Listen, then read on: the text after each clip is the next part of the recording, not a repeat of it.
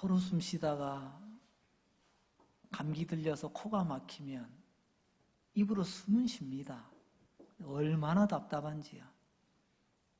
그렇지만 감기가 낫고 코가 뻥 뚫리면 그렇게 개운할 수가 없습니다.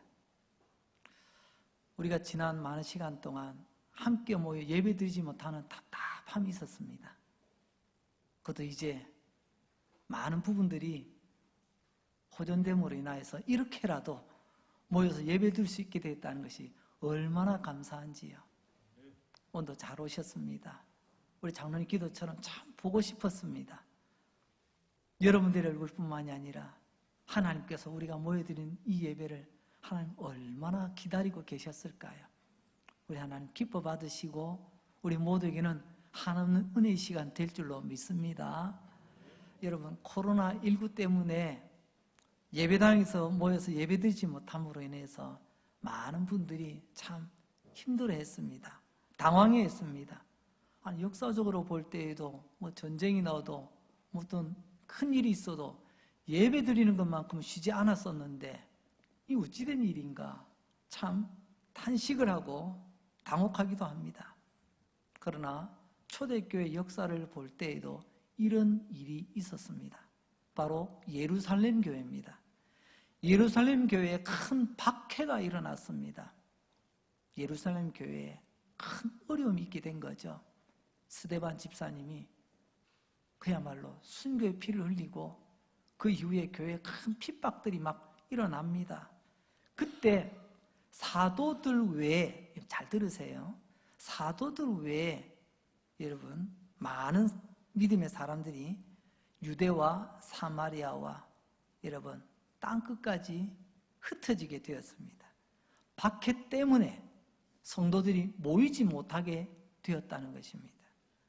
사도행전 8장 1절은 그때 상황을 우리에게 이렇게 말씀하여 주고 있습니다. 그날에 예루살렘에 있는 교회에 큰 박해가 있어 사도 외에는 다 유다와 사마리아 모든 땅으로 흩어지니라. 흩어지니 모일 수가 없잖아요. 모여서 예배를 드릴 수가 없는 답답함이 그때 그들에게도 있었습니다.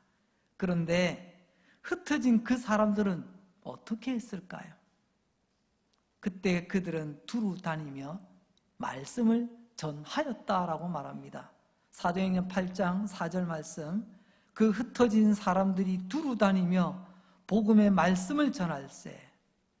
코로나19 때문에 모일 수 없는 답답함이 있었지만 여러분, 그러나 코로나19 덕분에 우리에게는 흩어진 삶의 자리에서 지금까지 말씀 읽고 듣고 배우고 훈련받은 대로 이런 복음을 전하며 살아갈 수 있는 기회가 되었다는 것입니다.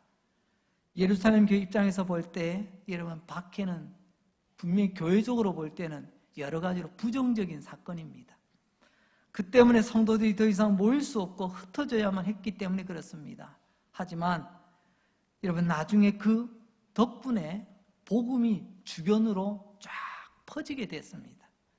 그리고 사도행전 1장 8절에서 하셨던 말씀이 그대로 이루어지는 역사를 우리는 보게 됩니다. 사도행전 1장 8절 말씀 제가 한번 읽어드립니다. 오직 성령이 너희에게 임하시면 너희가 권능을 받고 예루살렘과 온 유대와 사마리아와 땅끝까지 이르러 내 증인이 되리라 하시니라. 예루살렘 교회 처음에 재미났습니다. 베드로가 한번 설교하면요 3,000명씩 모이고요, 미어 터졌어요. 그 사람들이 얼마나 많이 모이고 이제 내 것이 아니라 주님 것입니다, 내가 가지고 있는 거 다 내어넣어서 정말 세상 사람들이 깜짝 놀랄 만큼 그렇게 재미나게 알콩달콩 지냈습니다. 그러다 보니까 어떤 일이 벌어지죠? 분명히 하나님 성령이 너에게 임하시면, 성령이 임하심으로, 이러면 성령께서 우리를 믿는 자 되게 하시고 성령께서 임하심으로 교회를 교회되게 세워주셨습니다. 그런데 교회 안에서 어려움이 생기네요. 뭐냐 하면 네가 많이 받았네, 내가 많이 받았네, 네게 크네, 내가 크네, 서로 시기하며 질투하며 교회 안에 이런 어려움들이 생기게 됩니다. 여러분, 마땅히 해야 될 일을 하지 않으면 쓸데없는 다툼거리가 생기게 됩니다. 이게 초대교회의 모습이었어요. 그렇지만 우리가 원한 건 아니지만, 교회로 볼 때는 큰 어려움이지만 핍박이 일어날 때, 박해가 일어날 때 그들은 흩어져서 하나님께서 원래 말씀하셨던 예루살렘과 온 유대와 사마리아 땅끝까지 이르러 이런 증인되라고, 증인되는 게 복음 전하는 것 아닌가요? 이제서야 정신 차리고 복음 전하는 일에 앞장서가는 초대교회의 모습을 봅니다. 여러분, 이 사태 속에서 우리는 어찌할꼬 하며 누구 탓하며 움츠러드는 사람들이 아니라 초대교회 예루살렘 교회처럼 어려울 때 우리가 마땅히 감당해야 될 본연의 사명을 잘 감당한 일에 함께 달려가는 우리 모두가 될 수 있기를 바랍니다. 여러분, 이번 이 일 때문에 우리는 여러 가지 어려움이 있지만, 그러나 이 덕분으로 내가 진짜 성도인지 껍데기 성도였는지를 분명히 스스로 진단하게 되었습니다. 안 그래도 예배당에 주일날 가는 것도 쉽지 않았는데 이때다, 아마 그런 마음이 있었다면 나는 알곡이 아니라 쭉정이었구나. 그러나 이 상황 속에서 예배를 사모하며 간절히 기다리셨던 분들, 주님 그 중심 보시고 네가 알곡이다 말씀하실 것입니다. 예배당에 모여 예배드리고 또 바쁘게 움직이며 또 많은 사람들과 재미나게 지내는 것이 내 신앙의 전부인 줄로 알았던 분들은 이번 기회를 통해서 내 신앙이 이것밖에 안 되었구나. 예배당에 모여서 열심만이 아니라 모이지 못할 때는 더더욱 우리는 복음을 증거하는 사람의 삶을 살아야 된다는 것이 성경을 통하여서 우리에게 주시는 하나님의 말씀입니다. 그냥 방학하고 쉬는 게 아닙니다. 지금이 바로 그때와 같습니다. 예수님께서 어느 날 갈릴리 바닷가를 지나고 계셨습니다. 그때 시몬과 그의 형제 안드레가 배에서 그물을 내리며 고기를 잡고 있었습니다. 마침 그때 예수님이 그 앞을 지나시게 된 것 같습니다. 그때 예수님께서 시몬과 안드레에게 이렇게 말씀하십니다. 오늘 본문 마가복음 1장 17절 말씀, 예수께서 이르시되 나를 따라오너라, 내가 너희로 사람을 낚는 어부가 되게 하리라 하셨습니다. 시몬과 안드레에게 예수님이 뭐라고 말씀하셨죠? 나를 따라오너라, 내가 너를 사람 낚는 어부가 되게 하리라. 이 말씀은 왜 우리를 부르셨는지, 왜 하나님께서 주님의 몸된 교회를 이곳에 세우셨는지를 분명히 하시는 말씀입니다. 우리는 이 말씀을 통하여 교회가 무엇인지, 교회가 왜 존재하는지, 하나님께서 나를 왜 성도로 불러주셨는지, 성도가 존재하는 이유가 무엇인지를 오늘 말씀을 통해 다시 한번 일깨우는 시간 될 수 있기를 바랍니다.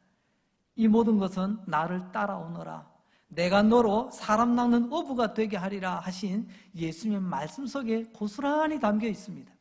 그 말씀을 크게 두 가지로 한번 살펴보려고 합니다. 여러분, 교회는 무엇이죠? 오늘 말씀을 보니까 나를 따라오너라, 주님이 택하여 불러주신 자들이 모여야 교회가 되는 겁니다. 그래서 사람들 몇 명 모여서 그게 얼렁뚱땅해가지고 교회가 되는 게 아닙니다.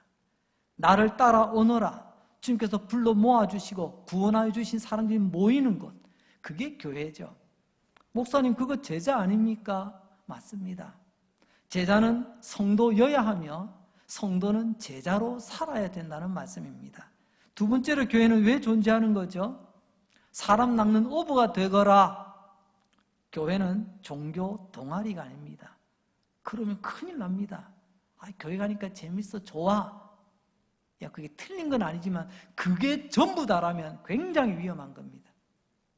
초대교회 예루살렘 교회가 그랬거든요. 지금이 좋으니, 이대로가 좋으니 우리끼리 그러다가 지금 기다리다가 알아서 깨닫지 못하니 핍박을 통하여 그들로 하여금 본연의 사명을 감당케 만드시지 않습니까? 주님의 몸된 교회는 마땅히 사람 낚는 어부가 되어야 합니다. 주님께서 주님의 몸된 교회를 세우시고 우리 한 사람 한 사람 부르신 목적이 뭐냐고요? 사람 낚는 어부가 되게 하려고 그렇습니다. 그런데 하나님 앞에 너무나도 죄송하지만 이 말씀은 우리 속에 있기는 있는데 아무런 효력이 없는 화석처럼 되고 있는 것 같습니다. 사람 낚는 어부가 되는 교회로 우리가 지금 달려가고 있습니까? 목사인 저로서 너무 부끄럽습니다. 영혼 구원하는 일에 우리 교회가 얼마나 많은 관심을 가지고 있습니까? 나름 한다원 하지만 그러나 말씀 앞에 서보니 너무 부끄럽습니다. 하나님 나라에 대해서 우리는 얼마나 관심이 있습니까? 나는 내 집, 내 땅, 내 삶의 규모에 대해서는 그렇게 관심이 많은데 정작 하나님의 나라에 대한 관심은 과연 얼마나 있나요? 전설처럼 화석처럼 되어버린 이 말씀이 다시 우리 교회에서 살아있는 말씀으로 온전히 역사할 수 있기를 주의 이름으로 축복합니다. 사람 낚는 어부가 되거라. 지금 바로 딱 그 사명을 감당해야 될 때인 줄로 믿습니다. 오늘 주님께서는 그 답을 우리에게 주시는데요. 첫째로는 지금이 바로 사람을 살리고 구원할 때라는 것입니다. 사람 낚는 어부가 되라고 했죠. 낚는다, 사람을 건져내어 살린다는 말씀입니다. 죽음의 강물에서 저들을 건져내어 살리라는 말씀이죠. 낚는다, 영어로 피싱이라고 합니다. 그래서 피싱은 낚시라고도 합니다. 그럼 낚는다의 반대말이 낚였다거든요. 물가에서 고기 잡을 때는 낚이면요 참 기분이 좋습니다. 그런데 물가를 떠난 다른 장소에서 낚였다 이 말은요 굉장히 부정적으로 쓰입니다. 가장 대표적인 예가 여러분들 아시는 보이스 피싱입니다. 보이스, 목소리로 피싱, 낚시해가지고 사람을 낚아버려요. 이런 보이스 피싱에 한번 낚이게 되면 어떻게 되죠? 돈 잃고 마음 상하고 때로는 그것 때문에 가족들 간에 어려움도 생기게 됩니다. 하지만 우리 예수님 사람 낚는 어부가 되라라고 하는 것은요 보이스 피싱과는 정반대입니다. 그를 살려냅니다. 그를 복되게 합니다. 낚아 올려서 살리고 그를 구원받게 합니다. 예수님 그것을 우리에게 말씀하고 계십니다. 자, 이것을 이해하려면 사람 낚는 어부가 되라고 하는데 사람이 누구를 말하는 거죠? 돈 많은 부자입니까? 아니면 잘생긴 배우들입니까? 사람을 낚는 어부가 되라 이 말 앞에 어떤 수식어도 없어요. 일반적인 모두를 말합니다. 바로 모든 사람, 즉 죄인들이죠. 모든 사람에게 예수님이 필요합니다. 바로 그 사람, 예수님이 필요한 모든 사람입니다.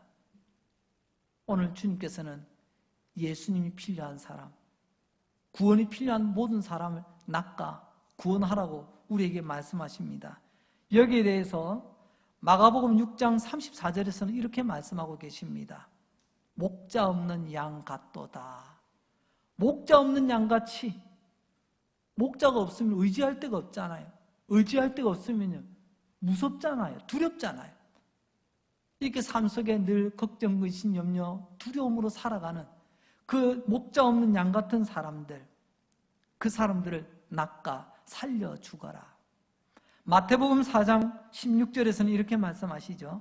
흑암에 앉아있는 백성, 흑암에 앉아있는 사람, 빛이라고는 하나도 없는 사람, 모든 것이 사방이 캄캄합니다. 오늘도 캄캄해서 아무것도 보이지 않고 내일은 더더욱 캄캄해서 보이지도 않고 어제는 당연히 캄캄했고요. 먹을 것도 캄캄합니다. 살아갈 게 캄캄합니다. 내 마음도 답답합니다. 이런 사람 낚아서 살려주라고 우리 주님 말씀하십니다. 이사야서 51장 14절에서는 또 이렇게 말씀하시네요. 그 사람은 결박된 포로와 같다. 묶여있는 겁니다. 자유가 없죠. 더러운 영에 묶여있는 사람, 귀신에 속하여 자기도 모르게 묶여있는 사람, 죄에 묶여있는 사람, 묶여서 자유가 없고 기쁨이 없고 날마다 두려움에 떨어가는 그 사람 낚아 올려서 살려주라고 말씀하십니다. 여러분, 예수님 이 말씀이 들리십니까? 예수님은 지금 너희는 이런 사람들을 낚는 어부가 되라고 말씀하십니다. 우리 한 사람 한 사람, 또 더 나가서 우리 교회가 이 사명 감당할 수 있길 바랍니다. 언젠가 뉴스를 보니까 강물인데요, 강가에 물고기들이 물가로 나왔어요. 그 대학교 아래에서요 선탠하고 있더라고요. 자세히 보니까 이게요 사정이 있더라고요. 물속에 이 산소가 녹아 있는데 그 산소를 물을 빨아들여 아가미를 통해서 걸러내서 이 산소로 살아가는 물고기들이 누군가가 버린 오염 물질 때문에 물이 또 뭐 이상하게 변하여 그 물속에 산소가 없어진 겁니다. 살 수가 없어요. 그래서 물에서 살아있는 물고기들이 살아보겠다고 물가로 나와버린 겁니다. 나온 지 오래된 물고기는요 죽어서 꿈쩍도 안 합니다. 근데 얼마 전에 나온 물고기는요 보니까 아직까지 파닥거리고 있더라고요. 낚시하다가 물고기 잡아서 파닥거리면 손맛 참 좋습니다. 그건 기분 좋은 일이에요. 그런데 내가 낚시한 것도 아닌데 물속에서 거기 튀어나와서 버덕거리고 있다고요. 그냥 너무 안타까운 겁니다. 죽어가면서 입을 뻐끔거립니다. 붕어가 뻐끔, 잉어가 뻐끔거립니다. 모르긴 해도 그 입을 보니까 아마 이렇게 외치는 것 같았습니다. 나 좀 살려주세요. 나 살고 싶어요. 물가에 나와서 죽어가는 그 물고기가 뻐끔거리고 있는 그 외침이 뉴스의 한 장면을 통해서 보게 됩니다. 숨쉬며 살려고 몸부림치는 것, 어찌 강가에 물고기만 있겠습니까? 우리 주변에도 숨쉬기 싫어 너무 힘들어하는 그런 사람들이 많이 있지 않습니까? 폐가 안 좋다는 말이 아닙니다. 숨쉬기 어려운 사람, 생명의 산소가 없고 희망의 산소가 없고 왜 삶을 살아야 되니 삶의 이유를 잃어버린 사람들의 여러분 안타까운 그런 모습들이 있지 않습니까? 이건 중환자실의 이야기가 아닙니다. 우울하여 좌절하고 두려워 슬픈 가운데 눈물을 흘리며 공허함과 무여함 그리고 정을만과 죄책감에 빠져서 이러지도 저러지도 못하는 저들의 안타까운 모습들 말입니다. 그야말로 이런저런 이유로 숨 쉴 수 없이 살아갈 수 없을 것 같은 그런 모습들 말입니다. 어떻게 해서든지 살아보려고 숨을 쉬는데 아무도 그를 살려줄 자, 건져줄 자가 없습니다. 우리 예수님 이렇게 말씀하십니다. 저 사람들을 낚아내어 살리는 어부가 되어라. 이런 누가 이걸 감당하죠? 교회 말고 이걸 감당할 때가 있나요? 성도 말고 이것을 감당할 사람들이 있나요? 그래서 하나님께서는 우리에게 교회에 이 복음을 맡겨주신 것입니다. 저 사람도 예수 만나면 살게 됩니다. 그 사람도 예수 만나면 살게 됩니다. 왜냐고요? 나도, 우리도 예수 만나서 살았잖아요.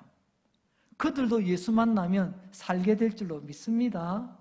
예수님은 길이요, 진리요, 생명이시지 않습니까? 말씀 그대로 예수 만나면 삽니다. 나 예수 만나 살았다면 힘들고 어려운 가운데 이때가 딱 좋은 때입니다. 뭐 몇 년 전에 유행했던 노래 있잖아요. 뭐 하기 딱 좋은 나이인데 조금만 우리가 한번 바꿔봅시다. 우리 성도님 한번 따라서 해볼까요? 전도하기 딱 좋은 때입니다. 뭐 옛날처럼 막 사람들 오고 가면서 붙들고 하는 그런 전도가 아닙니다. 지금은요 가족들 외에는 다른 사람 접촉하기가 쉽지가 않아요. 만나도 마스크 끼고 좀 일정 거리를 둬야 되는 그런 시기입니다. 그렇다고 한다면 가장 먼저는 언제든지 쉽게 편하게 만날 수 있는 가족들을 돌아보시기 바랍니다. 지붕 아래에 있는 가족이든 아니면 조금 떨어져 있는 우리 친척들이든 우리 가족들을 가장 먼저 전도의 대상으로 삼으시고 함께 기도하며 복음 전한 일에 앞장서시는 저와 여러분 될 수 있길 바랍니다. 감사하기는 5월 넷째 주가 되면요 가족 전도 주일이에요. 다른 이유 말고요. 우리 가족들, 우리 주변에 있는 가족들 그들을 위해서 기도의 씨앗을 뿌려봅시다. 사랑의 씨앗을 뿌려봅시다. 그리고 열매 맺게 하실 분은 하나님이신 줄로 믿습니다. 이제 두 번째로 지금은 순종하고 헌신할 때라는 것입니다. 사람 낚는 일은 구호로만 되지 않습니다. 여러분 한번 따라서 해볼까요? 한 영혼 책임지겠습니다. 이렇게 해가지고 책임지겠습니까? 다시 한번 더 하겠습니다. 한 영혼 책임지겠습니다. 제가 한번 100번만 하면 한 영혼 구원되겠죠? 여러분, 구호로, 이런 멋진 구호로 영혼을 구할 수 있다면 100번이 아니라 1000번, 아니 목에서 피가 나올 때까지라도 외치고 싶어요. 그러니까 이것은 구호로만 되지 않는다는 것입니다. 어부가 고기 잡으러 나가기 전에 오늘은 만선이다! 그러니까 이제 끝, 집에 가자. 아무 일도 일어나지 않습니다. 이런 배 끌고 가서 그물을 내리고 낚싯줄을 내려 수고해야만이 고기를 잡을 수 있는 겁니다. 구호로만 되지 않습니다. 그래서 마가복음 오늘 1장 18절 말씀 봅니다.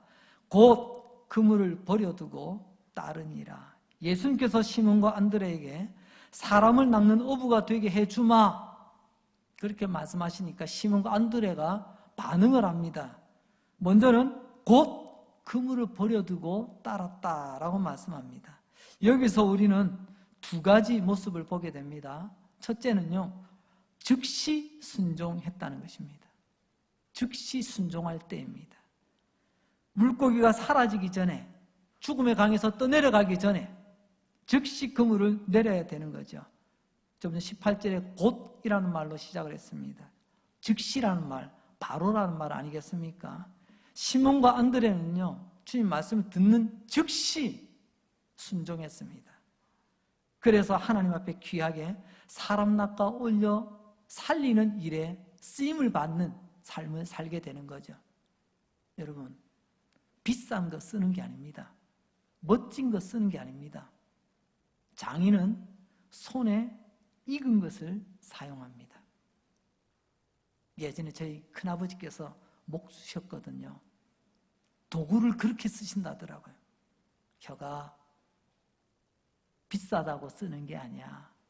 멋지다고 쓰는 거 아니야. 내 손에 잘 맞는 걸로 써야 된단다. 하나님께서도 마찬가지인 줄로 믿습니다. 그래서 하나님은요, 금그릇 쓰는 게 아닙니다. 은그릇 쓰는 게 아니에요. 주님 쓰시기 딱 좋게 준비되어 있는 깨끗한 그릇을 쓰신다고 말씀하신 이유가 바로 거기 있는 것입니다.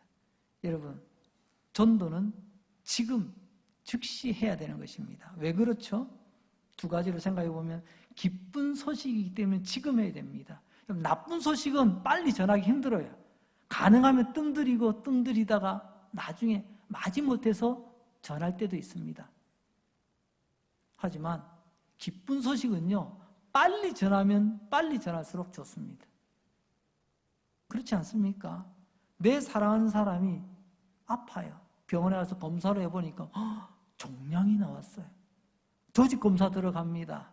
의사 선생님 이야기합니다. 일주일 걸릴 것 같습니다. 일주일 뒤에 봅시다. 근데 그 의사 선생님이 이 환자를 알아요. 너무나 아끼는 사람이에요. 너무나 좋아하는 사람입니다. 근데 검사가 5일 만에 나왔어요. 아이고, 의사가 약속을 지켜야지. 일주일 걸린다고 했는데 약속 깨고 5일 만에 가서 이야기하면 안 되지? 그러면서 이틀 기다릴까요? 결과가 나온 즉시 바로 연락을 할 겁니다. 왜요? 사랑하기 때문에. 너무나도 귀하기 때문에. 기쁜 소식은 가만히 있을 수가 없습니다. 빨리 가서 전하고 싶습니다. 여러분, 복음이 뭐죠? 기쁜 소식입니다. 정말 여러분들이 복음을 기쁘게 여기고 있다면 여러분, 어찌 빨리 전하지 않을 수가 있을까요? 두 번째로는 왜 우리는 즉시 순종해야 되냐? 급하기 때문에 그렇습니다. 여러분, 구급차, 앰뷸런스라고 하죠. 129 숫자를 새겨놓고 띠용띠용 하면서 차가 달려갑니다. 여러분, 구급차를 보면서 야, 저 구급차 빨리 간다 이런 생각 가져본 적 있습니까? 구급차는요, 빨리 가는 차가 아닙니다. 급하게 가는 차입니다. 왜 그렇죠? 구급차 운전자가 예전에 막 카 레이싱이라고 합니까? 자동차 경주대회 선수가 직업을 바꿔서 지금 앰뷸런스를 운전하기 때문에 빨리 가는 게 아닙니다. 그 차 안에 급한 환자가 있기 때문에 이 차가 급하게 달려갈 수밖에 없다는 겁니다. 차 안에 급한 게 없는데 빨리 달려갈 이유는 없지 않습니까? 지금 얼마나 주변에 이 앰뷸런스 소리를 듣고 빨리 달려야 될 사명이 우리에게 있다는 것 여러분 아십니까? 교회가 사이렌을 울리지 않고 우리가 급하게 여기지 않으니 생명 살리는 사이렌 소리가 전혀 들리지 않는 것 아닐까요? 2016년 9월 9일입니다. 어느 원룸, 몇 층으로 되어 있는 원룸에 불이 났어요. 그래서 갑자기 불이 나는 거 보고 어느 청년이 후닥닥 뛰어나왔습니다. 나는 나왔는데 아무도 안 나오는 거예요.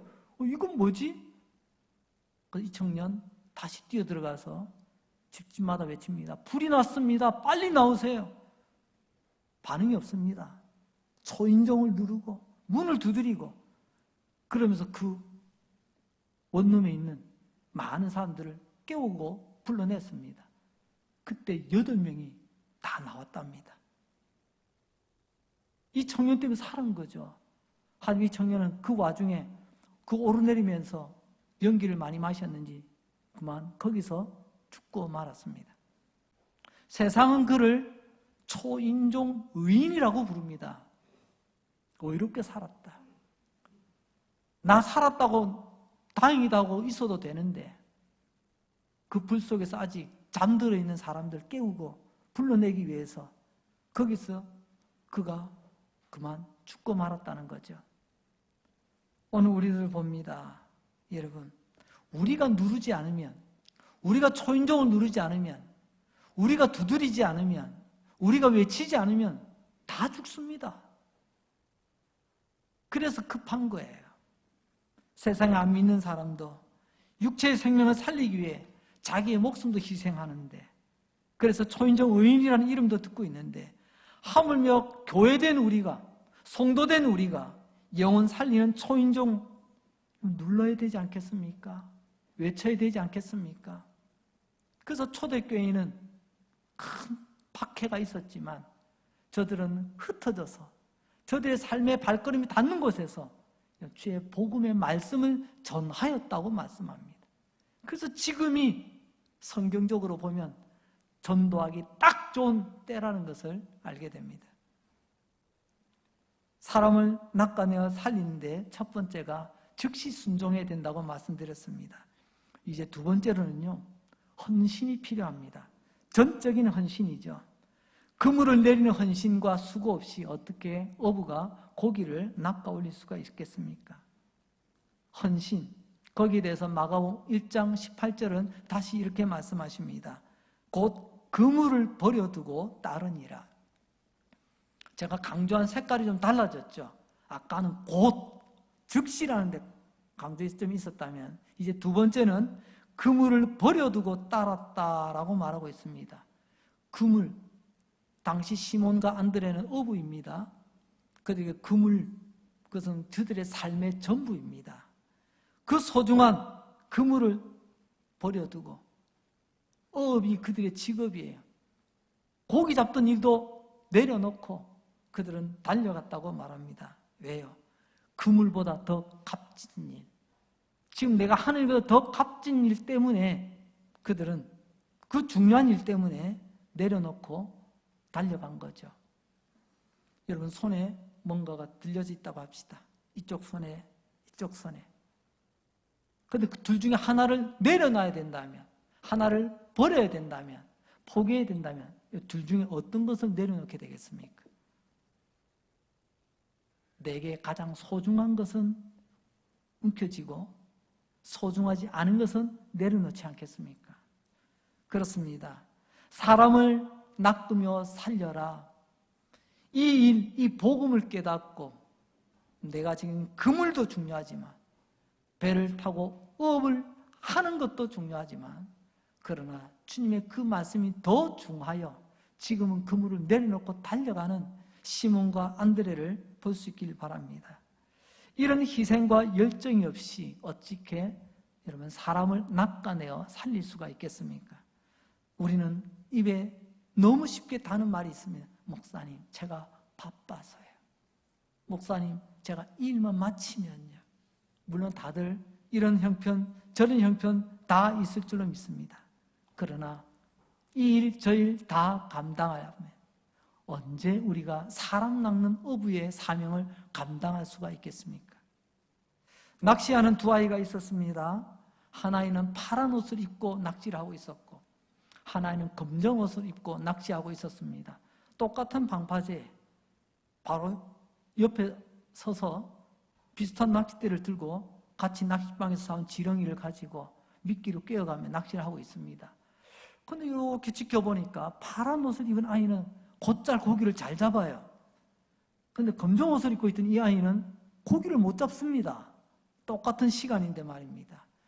그래서 관광으로 왔던 사람이 지나가다가 우연히 그를 보다가 자기들끼리 수근수근 이야기합니다. 야, 쟤는 참 고기 잘 잡는다. 근데 쟤는 왜 저렇게 고기를 못 잡지? 다들 그렇게 좀 이상한 모습으로 지켜보고 있을 때 그 앞을 지나가던 한 어부가 그것을 알고 저 두 아이가 왜 다른 줄 아십니까? 제가 그 이유를 말씀드릴까요? 저 검정 아이는요, 지금 재미로 낚시하는 겁니다. 재미로. 그냥 시간 보내기 위해서 뭐 잡혀도 그만, 안 잡혀도 그만. 그 낚싯대 지금 던져놓고 지금 제가 어디 보는 거 보세요. 산을 보고 지나가는 사람들 보고. 하지만 옆에 있는 파란 옷을 입은 아이를 보십시오. 이 아이는 재미로 낚시를 하는 것이 아니라 고기를 안 잡으면 안 되겠다. 간절함을 가지고 지금 고기를 잡고 있습니다. 그 이유가 있습니다. 그 파란 옷을 입은 아이는 집에 홀어머니가 계신데 몸이 안 좋으십니다. 아이는 생각합니다. 내가 이 고기 한 마리라도 잡아야 우리 엄마 오늘 맛있는 고기 반찬 해드릴 텐데. 간절함이 있어요. 그러니까 지렁이를 꿰고 정성껏 꿰고요. 던져놓고도 거기에만 집중을 합니다. 하지만 검정아이는요, 그런 부담이 없어요. 그러니까 낚시는 하지만 똑같은 시간, 똑같은 장소에서 똑같은 일을 하는 것 같지만 결과가 전혀 다릅니다. 라는 이야기입니다. 그렇습니다. 재미로, 취미로 종교활동하는 사람과 고기를 찾으려고 애쓰는 사람, 신앙생활의 모습이 전혀 다르겠지요. 취미로, 재미로 기도하는 사람과 간절히 기도하는 사람이 기도의 결과가 완전히 다르겠죠. 바울은 전도를 많이 했습니다. 바울에게는 탁월한 전도 비법이 있었습니다. 그게 뭘까요? 이 파란 옷을 입었던 아이와 같은 태도입니다. 간절함이 있었어요. 한 영혼을 얻기 위해서 얼마나 간절했는지 고린도전서 9장 16절에서는 이렇게 말씀합니다. 내가 복음을 전할지라도 자랑할 것이 없으면 내가 부득불할 일임이라. 부득불, 안 하면 안 된다는 거예요. 만일 복음을 전하지 아니하면 내게 화가 있을 것이로다. 이것은 미신적인 이야기가 아닙니다. 내가 예배당에 나와서 예배 안 드리고 전도 안 하면 하늘에서 벼락이 내려서 뭐 언질이 생길란가? 이런 미신적인 이야기가 아니에요. 이것은 내가 반드시 해야 된다. 이런 영혼에 대한 간절함이 있더라는 거죠. 내가 이 복음을 전하지 않으면 내게 화가 임하리로다. 다시 한번 말씀드립니다. 신앙생활 바르게 하시기 바랍니다. 미신적으로 하지 마시기 바랍니다.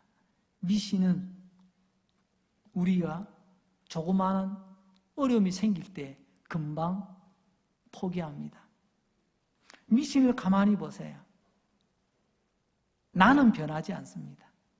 환경만 바뀌길 원합니다. 그러나 복음은요, 내가 먼저 변합니다. 내가 변하여 주변에 선한 영향력을 끼치는 거죠. 이제 말씀을 정리하려고 합니다. 우리도 이런 마음과 이런 자세로 누군가를 위하여 기도하고 전도할 수 있기를 바랍니다. 파란 옷 입은 아이처럼 말입니다. 재미로 취미로 한번 던져보는 낚시가 아니라 잡아야 돼. 저 사람 살려내야 돼. 이 마음으로 우리가 전도의 낚싯대를 들이운다면 하나님께서는 우리를 통하여 반드시 그 사람 살려주시고 구원하게 하실 줄로 믿습니다. 우리는 종교 소비자가 아닙니다. 내가 이만큼 헌금했으니까, 내가 이만큼 수고했으니까 나 이만큼 누려도 돼. 그건 종교 소비자가 아니에요. 우리는 복음의 증인으로 살아야 됩니다. 오늘 시작할 때 사도행전의 이야기를 나누었습니다. 예루살렘 교회에 큰 핍박이 있을 때 그때 알곡과 쭉정이가 드러나더라고요. 힘들고 어려울 때, 모이기 힘들 때 이때다 하고 나는 방학, 휴학하는 것이 아니라 오히려 나가서 복음 전한 일에 힘썼던 것처럼 오늘 주님 시몬과 안드레에게 주셨던 말씀, 내가 너희로 사람을 낚는 어부가 되게 하리라. 그 말씀이 우리의 즉시 순종, 우리의 다음 없는 헌신을 통하여 주님의 뜻을 이루어 가시는 저와 여러분 될 수 있기를 주의 이름으로 축복합니다. 기도하겠습니다. 하나님 아버지 감사합니다. 초대교회 예루살렘 교회가 큰 박해 때문에 성도들이 모이지 못하고 흩어지게 되었을 때 흩어진 그 사람들은 복음의 증인되어 두루 다니며 말씀을 전하였습니다. 큰 박해 덕분에 예루살렘을 벗어나 온 유대와 사마리아와 땅끝까지 흩어져 복음의 증인이 되었습니다. 코로나19로 모이기 힘든 지금이 바로 그때인 줄로 믿습니다. 교회의 본질을 회복하게 하시고 교회의 사명을 잘 감당할 수 있도록 주여 도와주시옵소서. 사람 낚는 어부가 되는 교회 되게 하시고 사람 낚는 어부가 되는 성도 되게 하여 주옵소서. 하나님 아버지, 이제 아멘하면 눈을 뜨기 전에 우리 강릉 제1의 예배자들 가운데 난치병, 불치병으로 시달리는 성도들도 있습니다. 주여 불쌍히 여기시고 살펴주옵소서. 목자 없는 양같이 외롭지 않게 하시고 우리 위하여 생명까지 내어주신 선한 목자 되신 예수님, 그들을 이 흉악한 병에서 고쳐주시고 살려주시옵소서. 예수님의 보혈로 모든 병들이 깨끗하게 사라지게 해주시고 우리를 묶고 있는 인생의 올무가 예수의 이름 앞에 풀려지게 하여 주시옵소서. 온 땅을 뒤덮고 있는 코로나19 이 흑암의 구름을 주님 속히 그치게 하여 주시옵소서. 지금 내 안에 예수의 영으로, 예수의 빛으로, 예수의 소망으로, 예수의 생명으로 충만하게 채워 주시옵소서. 예수님 거룩하신 이름으로 기도합니다. 아멘.